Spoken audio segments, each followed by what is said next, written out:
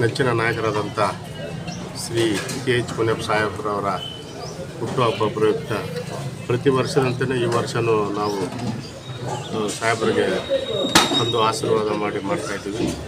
ಅವರು ನಮ್ಮ ರಾಜ್ಯಕ್ಕೆ ಮಾಡಿರುವ ಅಪಾರ ಸೇವೆಗಳು, ಕೆಲಸಗಳು, ಯಾವುದೇ ಜಾತಿ ಭೇದವಿಲ್ಲದೆ ಎಲ್ಲರನ್ನು ಒಗ್ಗಟ್ಟಾಗಿ ತಗೊಂಡೋಗಿ ನಿಷ್ಠಾವಂತ ಕಾಂಗ್ರೆಸ್ ಕಾರ್ಯಕರ್ತನಿಂದ ಕೇಂದ್ರ ಸಚಿವರಾಗಿ ರಾಜ್ಯ ಆಹಾರ ಸಚಿವರಾಗಿ ಒಳ್ಳೆಯ ಕೆಲಸಗಳು ಮಾಡಿದ್ದಾರೆ.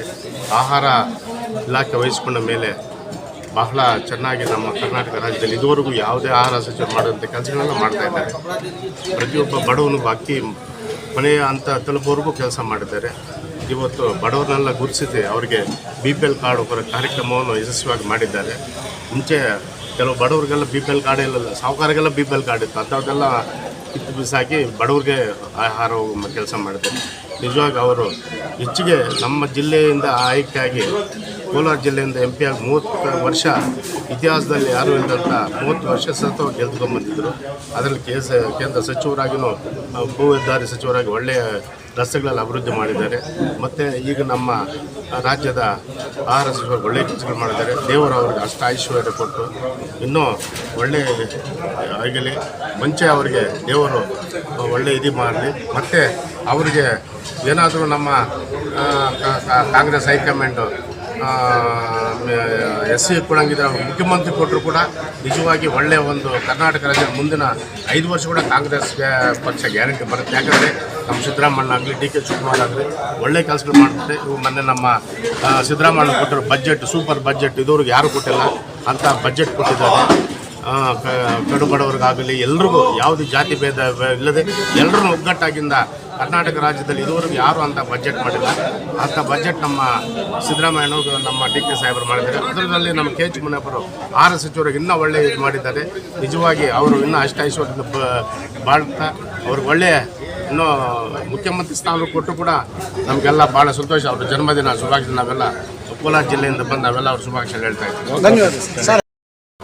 ಏನಿವತ್ತು ನಮ್ಮ ನಾಯಕರು ಆಹಾರ ಮತ್ತು ನಾಗರಿಕ ಸರಬರಾಜು ಸಚಿವರಾದಂಥ ಶ್ರೀಮಾನ್ KH ಮುನಿಯಪ್ಪಾಜಿಯವರಿಗೆ ಹುಟ್ಟುಹಬ್ಬದ ಶುಭಾಶಯಗಳನ್ನು ತಿಳಿಸುತ್ತಾ, ಏನು ಈ ಕರ್ನಾಟಕ ಜನತೆಗೆ ಆಹಾರ ಸಚಿವರಾಗಿ ಒಳ್ಳೆಯ ಒಂದು ಕಾರ್ಯಕ್ರಮ ಮಾಡಿ ನಿನ್ನೆ ತಾನೇ ಬಜೆಟ್ನಲ್ಲಿ ಸನ್ಮಾನ್ಯ ಸಿದ್ದರಾಮಯ್ಯ ಸಾಹೇಬರು ಇಂದಿರಾ ಕಿಟ್ಟು 5 kg ಅಕ್ಕಿ ಮತ್ತು ಇಂದಿರಾ ಕಿಟ್ಟು ಬಹಳ ಅತ್ಯುತ್ತಮವಾದಂಥ ಒಂದು ಕಾರ್ಯಕ್ರಮವನ್ನು ರೂಪಿಸ್ಕೊಂಡಿದ್ದಾರೆ.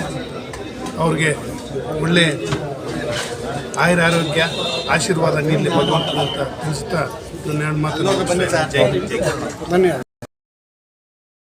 ರಾಜಕಾರಣಿಗಳಾದಂಥ ನಮ್ಮ ಅಪ್ಪಾಜಿಯವರು KH ಮುನಿಯಪ್ಪ ಅಪ್ಪಾಜಿಯವರು ಸತತವಾಗಿ 7 ಬಾರಿ ಸೋಲಿಲ್ಲದ ಸರ್ದಾರ ಎಂದೇ ಪ್ರಖ್ಯಾತಿ ಪಡೆದು ದೇವನಹಳ್ಳಿ ವಿಧಾನಸಭಾ ಕ್ಷೇತ್ರದಲ್ಲಿ ಶಾಸಕರಾಗಿ ಕರ್ನಾಟಕ ಸರ್ಕಾರದಲ್ಲಿ ಆಹಾರ ಸಚಿವರಾದಂಥ KH ಮುನಿಯಪ್ಪ ಅಪ್ಪಾಜಿಯವರ 78 ಜನ್ಮದಿವಸಕ್ಕೆ ನಾವು ದೊಡ್ಡಬಳ್ಳಾಪುರ ದೇವನಹಳ್ಳಿ ವಿಧಾನಸಭಾ ಕ್ಷೇತ್ರದಲ್ಲಿ ಎಲ್ಲ ಮುಖಂಡರು ಬಂದಿವೆ. ವಿಶೇಷವಾಗಿ ಈಗ ದೊಡ್ಡಬಳ್ಳಾಪುರ ತಾಲೂಕಲ್ಲಿ ಅನ್ನ ಸಂತರಣೆ, ಆರೋಗ್ಯ ಶಿಬಿರ ಹಾಗೂ ಹಣ್ಣು ರೋಗಿಗಳು ಹಣ್ಣು ಹಂಪಲುಗಳು ಹಾಗೂ ವಿಶೇಷವಾಗಿ ಧಾರ್ಮಿಕ ಕ್ಷೇತ್ರದಲ್ಲಿ ಪ್ರಸಿದ್ಧಿಯಾದಂಥ ಕಾಂಚೀಪುರಮಣ್ಯ ದೇವಸ್ಥಾನದಲ್ಲಿ ವಿಶೇಷ ಪೂಜೆಯನ್ನು ಮಾಡಿ ನಾವು ಅವರ ಮನೆಗೆ ಬಂದು ಇವತ್ತು ಪ್ರಸಾದ ಎಲ್ಲ ಕೊಟ್ಟಿದ್ವಿ.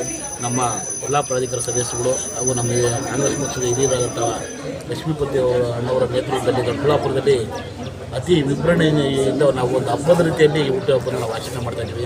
ನಮ್ಮೆಲ್ಲ ಬಯಕೆ ಒಂದೇ, KH ಮುನಿಯಪ್ಪ ಅಭಿಮಾನಿಗಳಾಗಿ ನಾವೆಲ್ಲ ಒಂದೇ ಹೇಳೋದು, ದೇವರು ಅವ್ರಿಗೆ ಆರೋಗ್ಯ, ಐಶ್ವರ್ಯ, ಅಂತಸ್ತು, ಅಧಿಕಾರ ಇನ್ನೂ ಹೆಚ್ಚಿಗೆ ಕೊಡಲಿ. ಅವರ ಸೇವೆ ಇನ್ನು ಕರ್ನಾಟಕ ರಾಜ್ಯ, ಭಾರತ ದೇಶದಲ್ಲಿ ಇನ್ನೂ ಅವ್ರ ಸೇವೆ ಬೇಕು.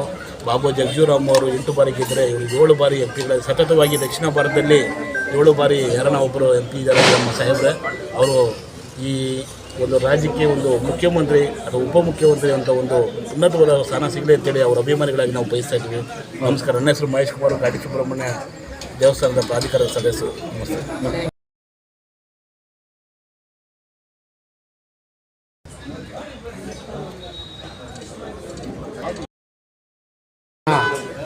ದೇಶ ಕಂಡಂಥ ಪ್ರತಿಮಾ ನಾಯಕ, ಒಂದು ಸಣ್ಣ ಕುಗ್ರಾಮದಲ್ಲಿ ಹುಟ್ಟಿ ಲಾಯರ್ ವೃತ್ತಿಯಿಂದ ಆರಂಭಿಸಿ ಕೇಂದ್ರದ ಸಂಸದರಾಗಿ, ಕೇಂದ್ರ ಸಚಿವರಾಗಿ, ಈಗ ರಾಜ್ಯ ಸರ್ಕಾರದಲ್ಲಿ ಉನ್ನತ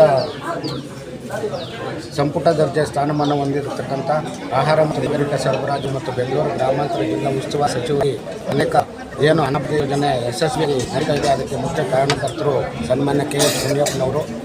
ಅವರು ಇದೇ ರೀತಿ ಇನ್ನೂ ಹೆಚ್ಚಿನ ರೀತಿಯಲ್ಲಿ ಜನರಿಗೆ ಸೇವೆ ಮಾಡೋ ಅವಕಾಶ ಒದಗಲಿ, ಇನ್ನು ಉನ್ನತ ಹುದ್ದೆ ಸಿಗಲಿ, ದೇವರವ್ರಿಗೆ ಆಯುರಾರೋಗ್ಯ ಐಶ್ವರ್ಯ ಎಲ್ಲ ಕೊಟ್ಟು ಕಾಪಾಡಲಿ ಅಂತ ಈ ದಿನ ನಾನು ದೇವರಲ್ಲಿ ಪ್ರಾರ್ಥನೆ ಮಾಡ್ತೇನೆ.